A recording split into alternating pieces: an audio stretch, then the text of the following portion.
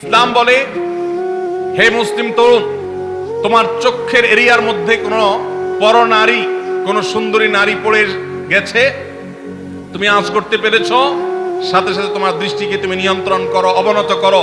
কুল্লিল মুমিনিনা ইয়াগুদ্দু মিন আবসারিহিম ওয়া ইয়াহফাযু ফুরুজাহুম।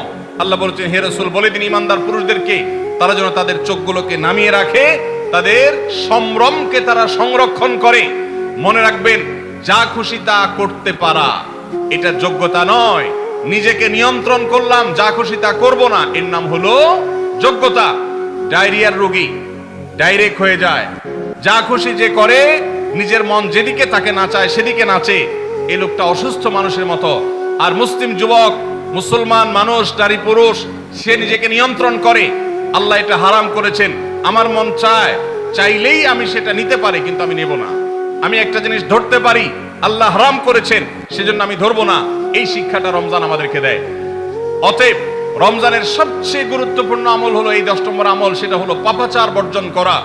নবী সাল্লাল্লাহু আলাইহি সাল্লাম বলেছেন, যে ব্যক্তি রমজানে রোজা রাখলো আর পাপাচার বর্জন করলো না, তাহলে এই রোজা রাখার উপোস থাকার ভিতরে কোনো পার্থক্য নাই। আল্লাহ আমাদের সবাইকে রমজান মাসে রোজা থেকে সকল হারাম, সকল নাজায়েজ কাজ, সকল গুনাহের কাজ ছাড়ার তৌফিক দান করবেন, আমিন। মনে রাখবেন, রোজা শুধু পেটের হয় না, রোজা চোখের হয়, রোজা কানের হয়, রোজা হাতের হয়, রোজা মুখের হয়, রোজা শরীরের প্রত্যেকটা অঙ্গ প্রত্যঙ্গের হয়।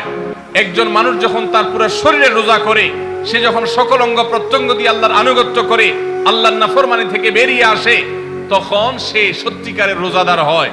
আর যে শুধুমাত্র দিনের বেলায় পানাহার বর্জন করে, যৌনাচার বর্জন করে, আর সমস্ত পাপাচার অপকর্ম সে যথারীতি অন্য